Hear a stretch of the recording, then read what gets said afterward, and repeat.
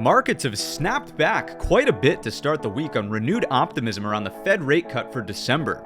The question now is, can we trust this rally on really light holiday trading volume?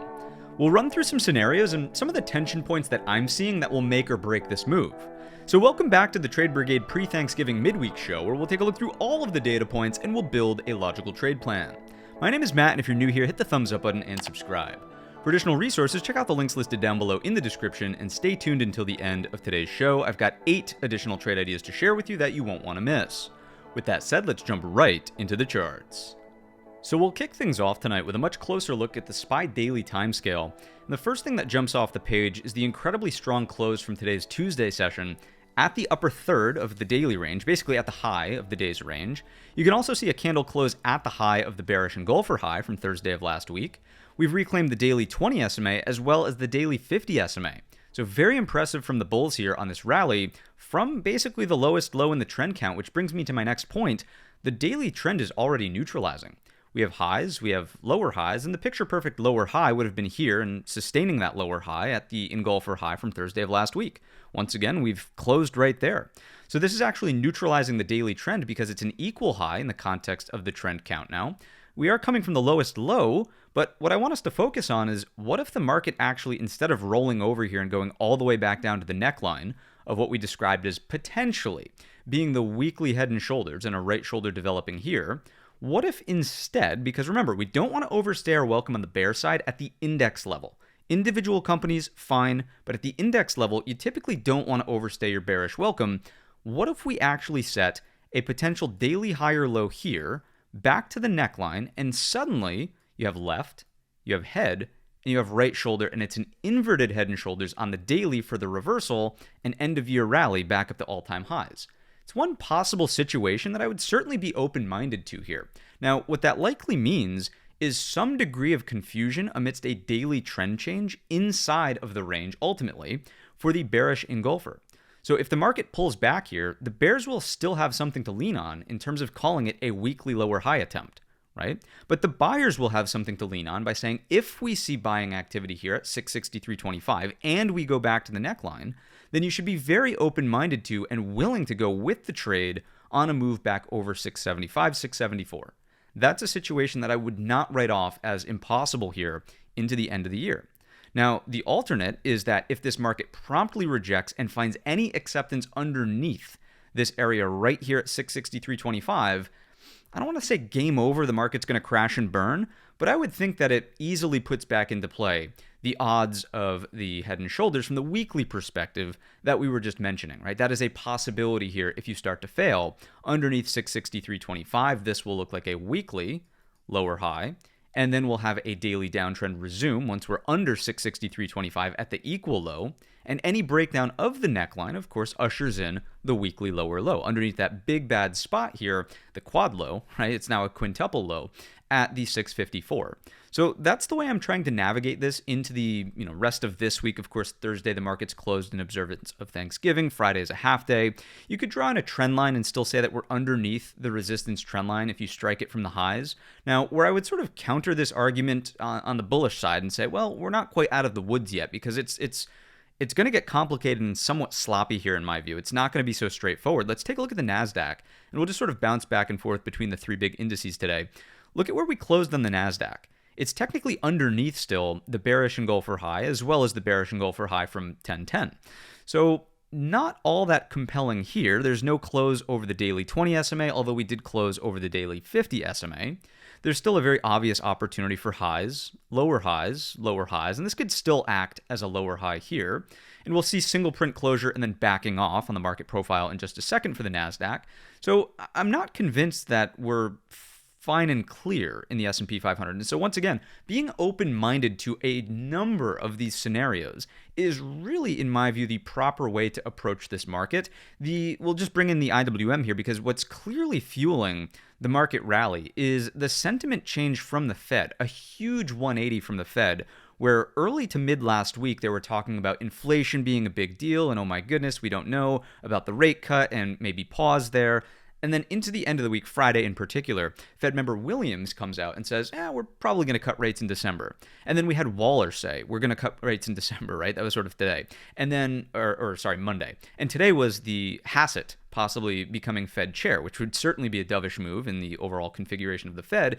And lo and behold, small caps and risk assets that are reliant on lower rates are suddenly booming. And it's not just, IWM is a good proxy for it, but go on over to something like the XHB, which is going to be your home builders ETF, highly reliant on cyclical nature of rates. Take a look at this, break of the trend line there. You could look at something like, let's go to Lennar, which is a solid, home builder here, getting a huge bid in the upward direction break. It's almost a mirror image of the XHB, of course. You could go to Toll for Toll Brothers. You see a similar looking chart over here. So all of these really rate sensitive names are taking a move in the upward direction. And that's kind of broadening out the nature of the rally that we've seen. And again, I think small caps are reflective of that. You will sort of notice and maybe remind yourself, even I'm reminding myself, that inside of this balance range from back here, this is where we were pricing in the December rate cut. When we fell out of that balance, that was unpricing the December rate cut, going back to a pause for December here to end 2026. So it makes logical sense to me that pricing it back in should bring prices into this range. Now the question just becomes, okay, how deep will the cuts go into 2026 and beyond? Or is there a new catalyst that we can't see yet, basically, on small caps that would potentially fuel this up and out of the balance range? It's something to be thinking about, right? So are we at fair enough value for small caps? Has the market broadened out the rally to the degree in which now we can sort of take the foot off the gas? I would tend to think this is fair value considering what we just talked about with the anticipated cut, it going away, and then back into the range as it's being priced back in. So what does that ultimately mean for the S&P 500? Once again, if we were to pull back here, it wouldn't strike me as being unreasonable off of this very, very important area on the market. Once again, 674, 675. The question just becomes here, do we set that higher low, which is really what we want to be watching out for as we move forward through the remainder of not just the rest of the shortened holiday trading week, but I would really say as Wall Street gets back to the desk come early next week, is it going to confirm as we start heading into the month of December, the higher low for the possibility of a breakout here to end the year on a rally? Or do we fail this 663.25, in which case, okay, bearish consolidation here and open-minded to the weekly breakdown underneath the 654. So that's really what I'm looking for as we sort of end the week in terms of signals and ideas and things to be looking at and monitoring for in terms of confidence or the lack thereof. What I would point out intraday is that the market did technically take a spill early in the morning. And if you were watching, right, there was this aggressive sort of rollover as a number of names, specifically Google on the gap up, was trying to hold in there. Apple was trying to break out.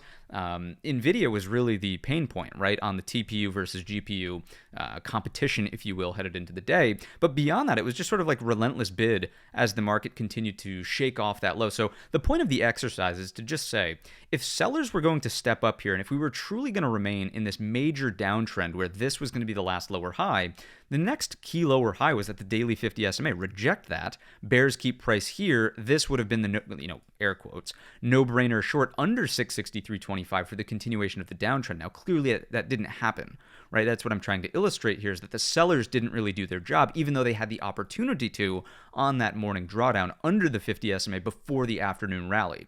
So the next big thing to watch, once again, is does this hourly trend remain up? Do we get some sort of, and I would say it doesn't even have to remain perfectly up. You could see some kind of lower high on the hourly chart here, a pullback to this, right? Because remember, for a daily higher low to actually count as being firm, you actually need the hourly trend to flip to down. So can we get an hourly trend reversal to down off of this bearish engulfer high, the 20 SMA, the 50? Can we get the move into this zone? And then the question becomes, right? And I know like the market is just this big puzzle that you're trying to figure out the pieces to, right? So when we get here in an hourly downtrend, does the hourly trend reverse back to up? If it does, that is your signal to get long for the daily higher low, because we've officially confirmed it via the hourly downtrend flipping back to up. This is a firm daily higher low. And then we want to be looking for breaks through the engulfer high on an equal high reattempt in short proximity of time, then getting continuation to the all-time high for an end-of-year rally.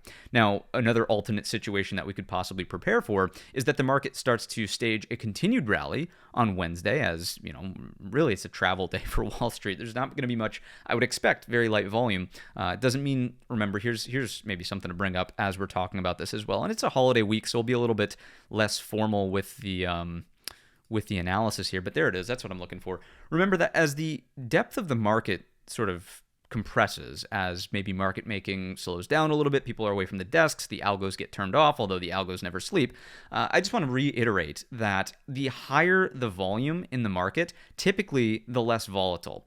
The lower the liquidity in the market, as you do something like this coming across, typically the higher the volatility, right? Because the book is fairly thin, there's not as much liquidity to absorb orders, so on and so forth. So just keep that in the back of your head as we come into the Wednesday session, and especially on the Friday session, which is a half day, closing at 1 p.m. Eastern time. So the point of the exercise, if we do accelerate here on maybe some volatility because the book's really thin, there's just no sellers to be found, then the next big step, of course, is just do we set the higher low here anywhere over the 20 SMA and do something that looks like this, right, to rotate back up towards that all-time high.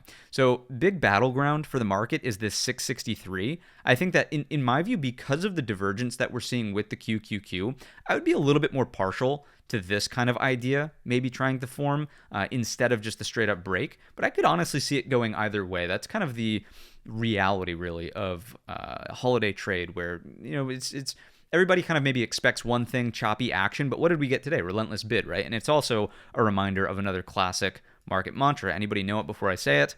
Don't short a dull market, right? Never, ever, ever short a dull market. It's just not worth it. You're going to get caught in the grind, and oftentimes it just continues to power higher. So with that sort of said, once again, this higher low opportunity is the thing that I'm open-minded to here for a prompt trend reversal on the daily, which is likely going to invalidate, once again, the head and shoulders narrative that I think became maybe a bit too overplayed.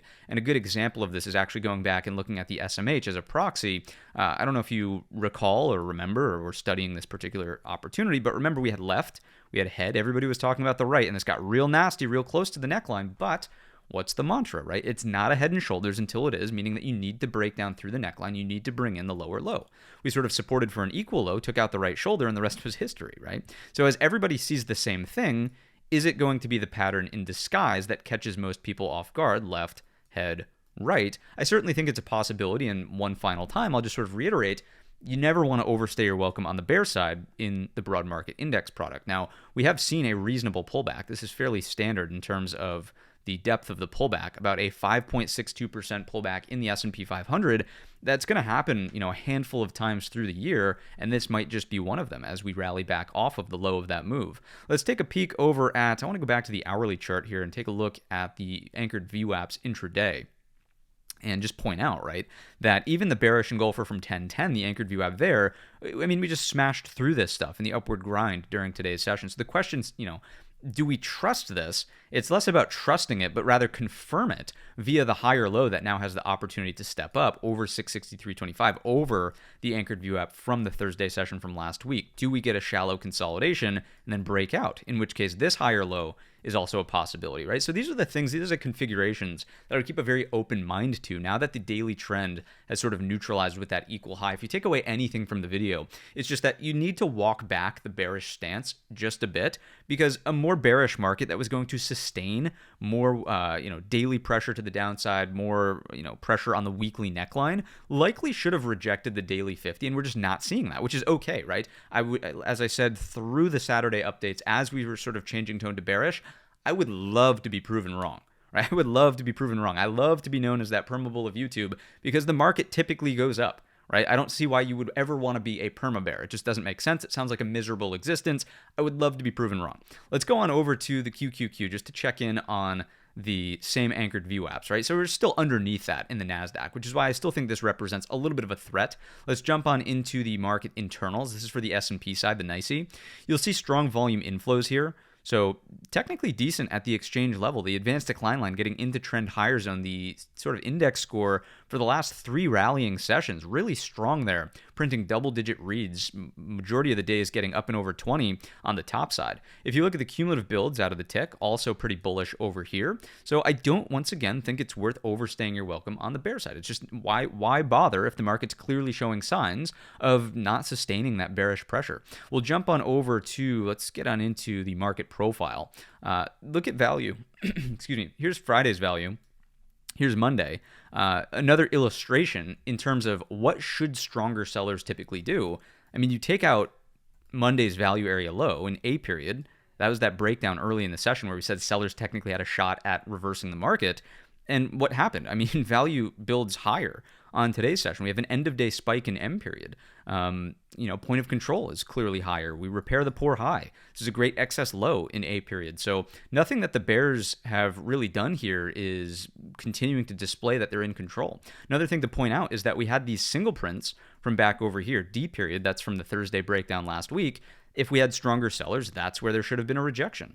Right? You should not have moved into the upper distribution from that Thursday if stronger sellers were going to say, no, right? This is just a lower high, right? And then we would have sustained a lower high, but we didn't. We have that equal high, which I've been going on and on about on the daily time scale. You'll notice on the NASDAQ though, right? This is where we have to play that push-pull tension. If you take a peek over here, and let me just center that on the screen, there we are. Notice the high of day. High of day is right to the single prints. So am I a little bit more bearish on the NASDAQ? I think so, and I think for good reason, right? You still have this very, very clear rejection there in the M period high of day. And you'll also notice, right, value does not really shift higher in the profile for the NASDAQ side. It does in the S&P. That's because it's more diversified, right? What do we know has been a major driver of the upside? We talked about it just a moment ago, but it's the Fed, right? The Fed, of course, is going to improve market breadth. When they lower rates, maybe, we call them zombie companies in the Russell small caps, companies that really struggle to remain profitable when rates move higher. They rely quite a bit on financing. When the Fed lowers rates, it's going to lift those boats, right? The Fed is the rising tide that lifts all boats. So that's going to help tremendously. But in the NASDAQ side, the NASDAQ 100 at least, this mega cap tech, they have deep and wide balance sheets. They're like, let's just spend on data center. That's not, the Fed narrative here doesn't help as much when it comes to a name like NVIDIA, which speaking of, let's just get back on over here. Let's take a peek at something like an NVIDIA of the world. And let's just reset this to get those VWAPs out of there for a second. I mean, impressive day rallying off the lows, but what's the conversation what did I just say? Rallying off the lows. Notice that NVIDIA technically made a lower low in the trend count today and is nowhere even close to the engulfer high from Thursday. If you want a very easy way to judge relative strength, relative weakness, just look at where charts are relative to Thursday's high. Is your chart of choice above? Is it below? Is it underneath the low of the bearish engulfer? I mean, although NVIDIA rallied back, it's still well below the low of last Thursday. So there's no relative strength here whatsoever in NVIDIA as they come into this competition with Google and this TPU GPU argument. So just want to point that out, that once again, the rally is because of the Fed, and it seems abundantly clear when you look at something like the IWM rotating in the upward direction. So the Fed narrative is driving the technical underlying and just the lack of rejection, so to speak, at these big key levels. So that's what I'm seeing there across the broad market. Let's take a peek over at our sectors and just take inventory of what's happening there. So semiconductors, nice rally back, but once again, where are we relative to that Thursday high? We're technically still below it. I do like the balanced day. It's sort of just, sideways aligned with the Monday session. And I would also say if we had stronger sellers, we likely should have rejected below 336.50. It just didn't happen. So I'd be neutral here on semiconductors. Let's take a look at discretionary. Really strong day in discretionary. Amazon, sturdy grind straight to the upside today. And what I would really point out in this is we're back inside of the consolidation. Now, I still believe that there is some amount of lower high threat still here underneath 236, but for the most part, right, what should we do? We should be open-minded to this. Why? Because if you look at Monday's bar, it was a bearish inverted hammer. Technically speaking, that could have been the lower high under the range, right? And if that was going to stick, all we had to do, all the sellers had to do, was take out Monday's low and then rotate to the equal low here, and now you have this nasty H pattern at the low, just a hair over the 200, right? That's just not happening. So this higher low is something worth being open-minded to. I'm not going to sit here and guarantee that the higher low is going to need to come in. You could still argue that you have overhead supply and a lower high could reject here. That's certainly a possibility, but at least that opportunity is there. I would remain open-minded to it is the main point of today's analysis, not to be so hell-bent on the bear side, perhaps like, what the weekend analysis was a little bit more aligned with, right? This rally that we've seen today in particular, Tuesday, it's very impressive. So healthcare, really nice move in the upward direction. If I think about my big pharma names, we've got Merrick leading the charge today, up about 4.89%, ripper in the upward direction. Eli Lilly is nonstop, not a single red day. I mean, we're going to call that an inside day. Hardly any red days here, just huge move on Lilly. Even Novo here is, I hate to say it, snapping back. It's in a much weaker downtrend, so I would still dodge this chart like the plague, but you got to give a little credit where credit is due. The gap down is not sustaining, and it has reverted back the norm. So healthcare, really, really strong stuff breaking out of this flag. Even the XBI, and I would remind you that the XBI is risk on in terms of its sentiment or I guess just sentiment. It's a risk-on gauge, right? Because why? Who's going to spend millions, if not billions, of dollars developing drugs with no guaranteed outcome if you're not in a risk-on environment? Nobody, right? So really strong move here on the XBI, fueling things higher. That's something to have in the back pocket as well when it comes to risk appetite. If we go to tech all up, just as the XLK, very similar looking chart to the SMH, maybe not as much acceptance back inside this range. Still well below that Thursday engulfer high. Still an opportunity for a lower high.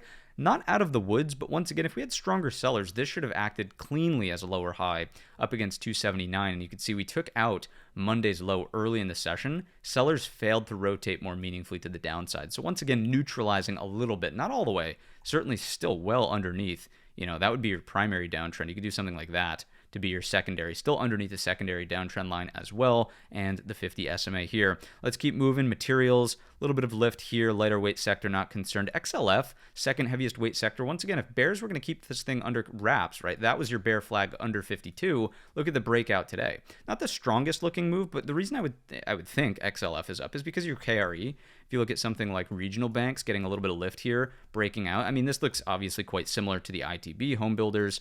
It's the same looking chart, inside candle breaking to the upside. If we go on over to something like a JPM, bouncing off the low end of the balance here. If we go to a Morgan Stanley, bouncing back up towards the highs, a Goldman Sachs, bouncing back up off these lows towards the highs. So that makes sense that financials would be higher here, sort of preserving a little bit of the look in the S&P 500. Industrials, not bad back to the midpoint of the balance range. Fine there. Communications, I like the bar here, just holding that sort of doji on the gap up. We could thank Google for that, right? And the Meta deal that they struck. So it looks good, Google being one of the heavier weight components. Meta as well, and I don't want to get too deep into the core list before it's time to, but Meta, nice rally here off of the lows also. I mean, these kind of things are just looking okay for a bit more of the turn in the sectors. I wouldn't say Meta's out of the woods, but it looks okay. Bears, hypothetically, right, should have wanted to see a 20 SMA rejection. Forget about the moving average for a second as well. Just set me a lower high underneath that.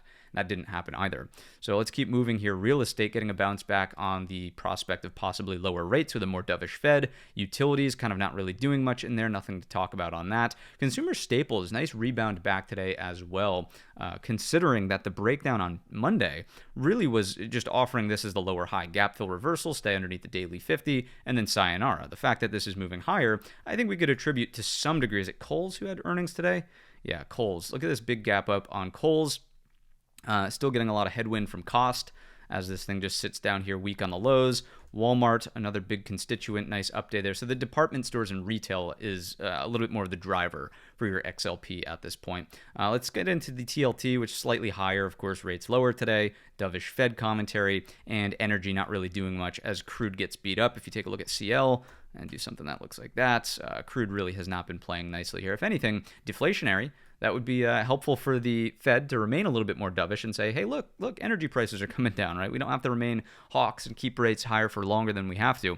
Let's jump into our ratios. I just want to quickly point out that although the sectors look like they're starting to improve a little bit, as a ratio to the S&P 500, you actually have not done anything to turn the tides of the XLK. It's just what this chart grounds me in is the reminder that these are counter trend moves in the upward direction until proven otherwise, and we don't still have that full-blown risk-on sentiment outside of maybe select pockets of the market, like that XBI, for example.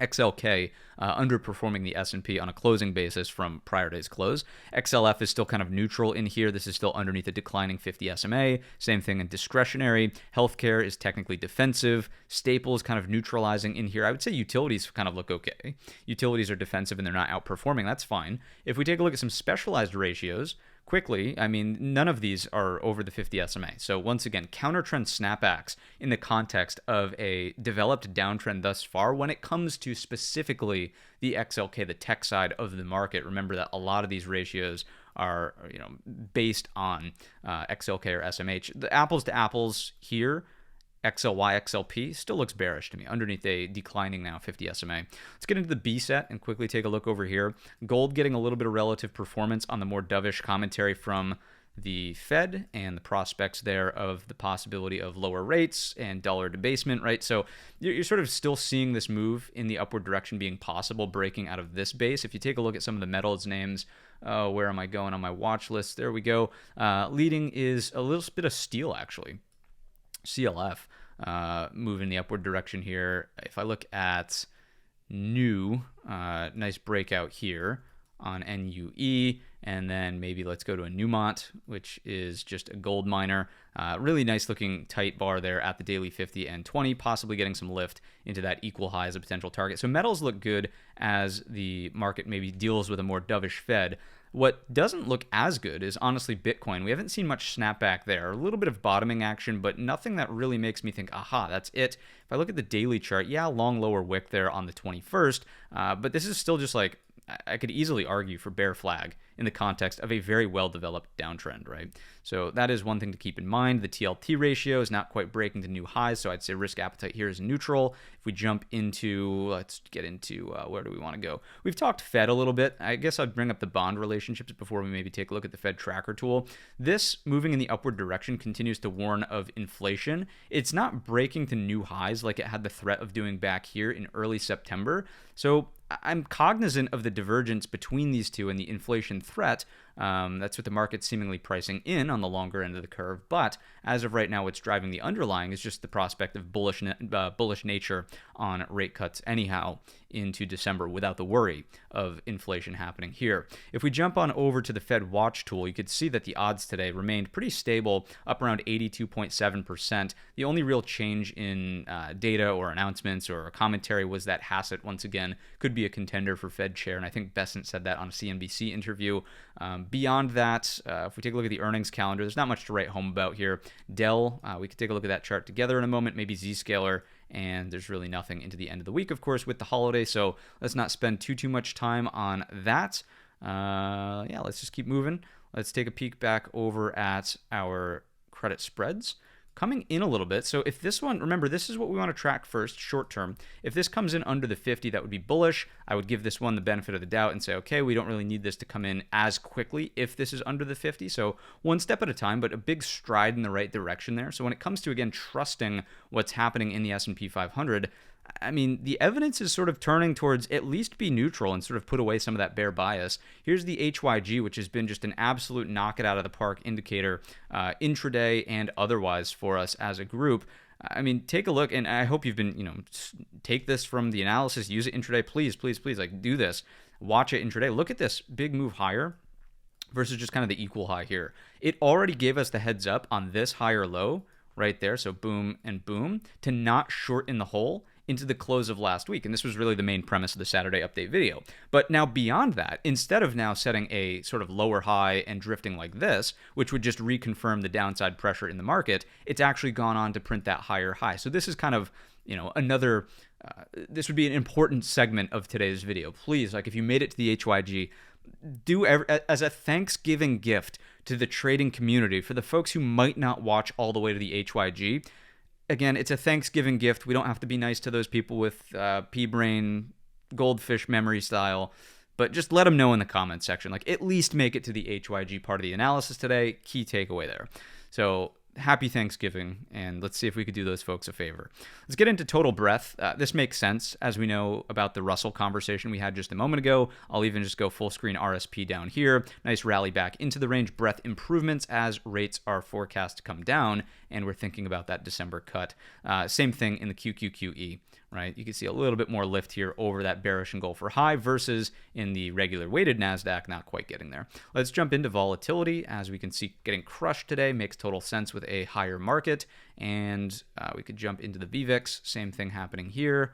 And vol futures are in a nice deep contango again, which is really comfortable for money managers. Unfortunately, most of those folks are traveling. So that brings up the question, right? Does this stay in contango into early next week? If it does, that would tell us that, okay, things are clearing up, so to speak, in terms of continuation back to the upside in the broad market as a whole. Let's get on back into our core list of companies, quickly rip through this, and then I've got some trade ideas for you. We talked about NVIDIA already, just on the relative weakness underneath the breakout point at 184.75. If I look left on this chart, I really am not fond of getting overly committed to any particular direction in this non-trending move from NVIDIA. So lower highs here definitely are bearish. And, you could come out with the argument, sure, some kind of major head and shoulders topping formation on NVIDIA. Maybe. I got to see it to believe it. I got to see a larger breakdown under this. And you can go to a weekly chart for this. If you take a peek, even if you were to sort of say, oops, here is the threat. I mean, what are we breaking down into, really? Right? That's certainly something that I would pay very close attention to around like 150. So if NVIDIA is truly going to start taking a bit of a back seat and Google is going to start shining as the new AI leader, I would just be open-minded to like a drift here. Don't forget about it. And then maybe at 150, there's some reason, and I don't know what the catalyst might be, right? I don't know the future any more than the next guy, but if something were to happen there's renewed optimism around whatever NVIDIA is happening to do at that time. That's a long-term idea, right? This could easily also just go weekly hammer, get back above, and start to rally again. That's also a possibility. But the only way that I would really trade that is if we start to see the confidence back over this 184.75. If we can get back above that, then fine. But for now, base case, relative weakness relative to that Thursday high.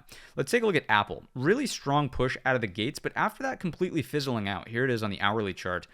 Just nothing really going on after that first push, and even fading to close back under the previous all-time high here. I have to give Apple the benefit of the doubt and say if we go higher low over the daily 20, that's great. That's fine. It could even tighten up with an inside candle, then maybe a break on, I wouldn't want to see it on Friday morning with the half day, but maybe some consolidation to end the week and then a break early next. If we're going to start to see some follow through, what could be a possible catalyst for this? Ding, ding, ding.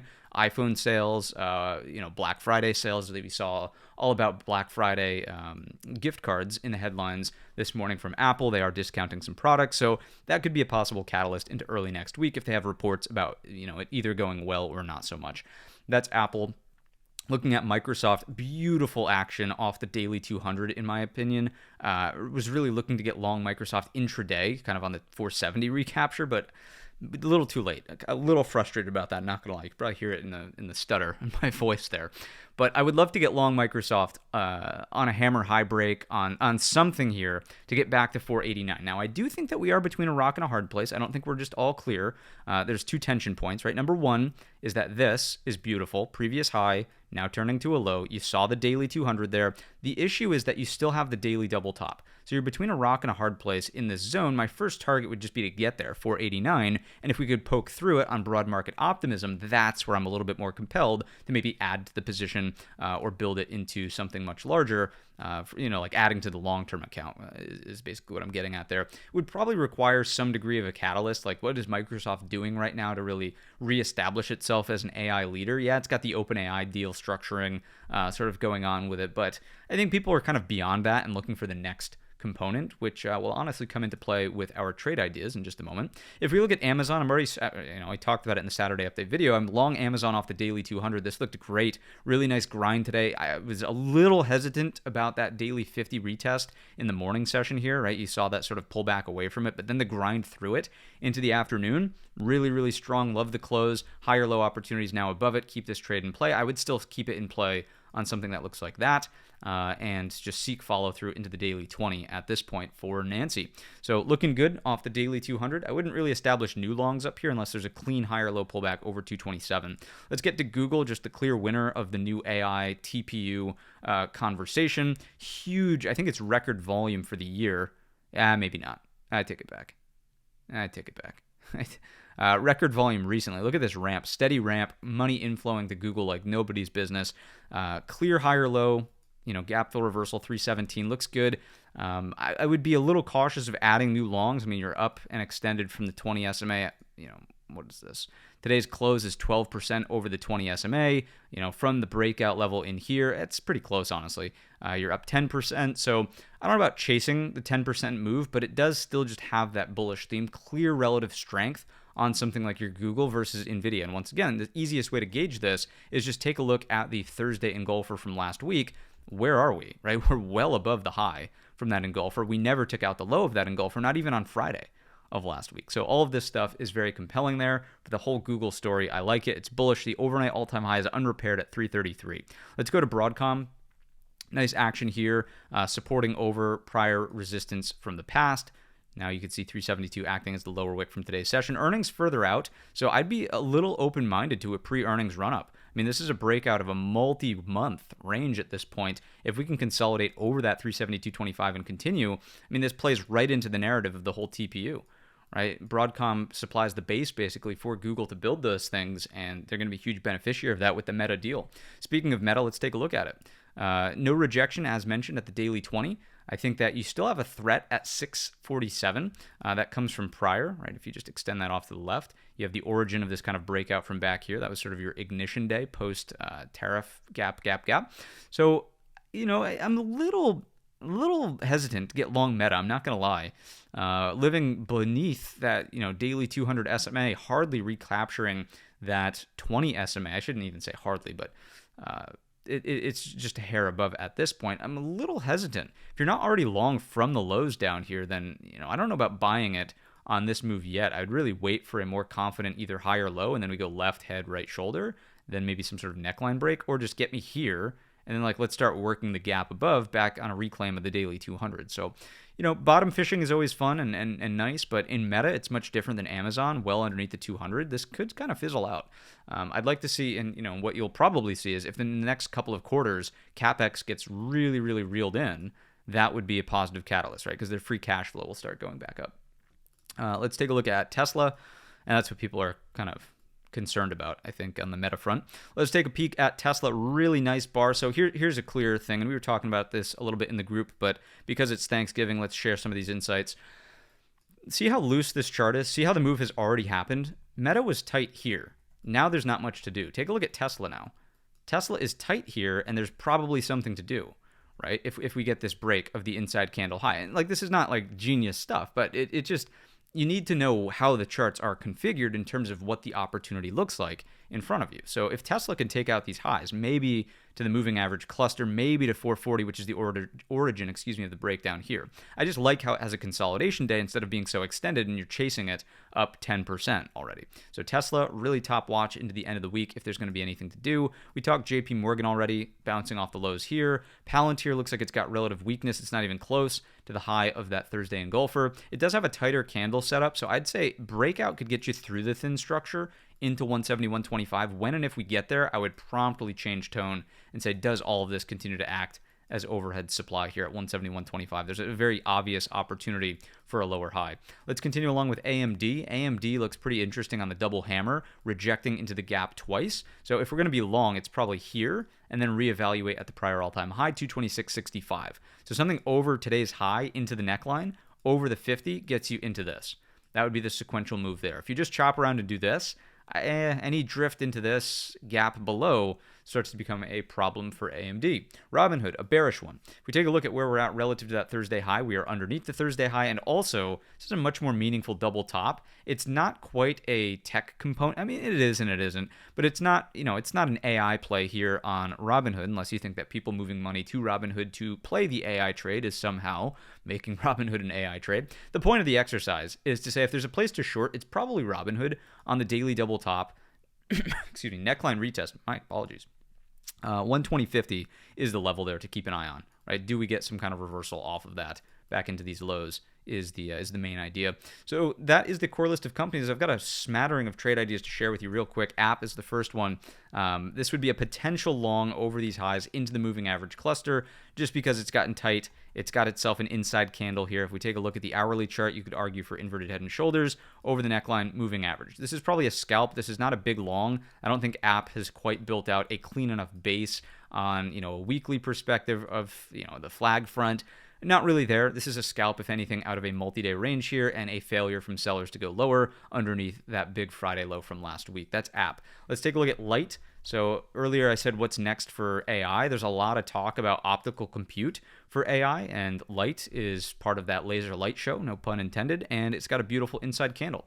If we could take out 300 on the upswing, you're talking about new all-time highs on LITE, and we'll see if we can get this thing really cranking out of, I guess this would be like leg 3. Here's leg 1, breaking out of this. Here's sort of balance range, leg 2. Do we get leg 3 to really get it going parabolic?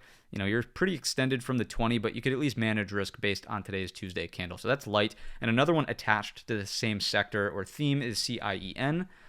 I think there was shout out to President Djibouti. You guys see him here around the live stream and otherwise in the live squawk there with us on the insight that I think it was JP Morgan adding something like 360,000 shares of Sienna here. So similar setup, a little bit more overhead target that you could run into. What maybe the counter argument is that it's just not as extended from the 20. You're not buying something that's already broken out. So this has the possibility to break out relative to that Thursday high from last week. You're probably talking about a move. Initially, let's go down to the hourly chart and just clarify it a bit. You're probably talking about a move over these local highs at 196, pivot here at 201.60, and then talking about the all-time high at 212.80s. Right, so we'll do our homework. We'll go round numbers only after we close the show out, but that is CIEN. Let's take a look at strategy. MSTR looks bearish down here, just sitting on the lows, not participating in any of the upside from the rally. We know that Saylor has really lost his shine with the retail crowd. So underneath the 3-day balance range, I think it's just lower. I think it's lower. There's been, hardly any rebound off the top end of the previous breakout point from over here. This is just an inside week so far with a bearish breakdown through the lows. I wouldn't call for going immediately to the lows at 110.60s, but not unreasonable. That over time, even if you go lower high and then here, that's a possibility. And the lower high would want to get set up against, what's the number in there? 230, 234, something like that. Okay, so that is strategy. Next up, we have Netflix. Netflix we can get back down to on a daily chart. Netflix is a bearish inside candle, not participating in the rally. You could see this double bottom failed. There was no acceptance over the neckline. You're under the moving average stack. This is looking more like a stage 4 downtrend out of this consolidation and distribution. So next target is really the double bottom neckline from back here. On an inside day breakdown, you're talking about under 103.50 into 99.75. That's Netflix. Next up, we have Oracle.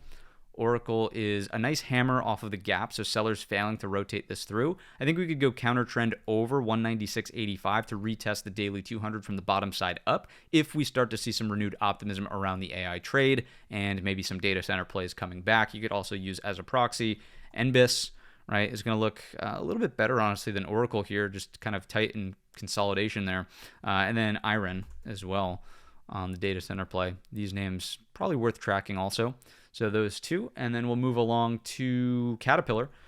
Cat is been on the radar for a little while now. I can't remember if we included it in the weekend update or not, but it was either in the weekend update or the newsletter. It was one or the other.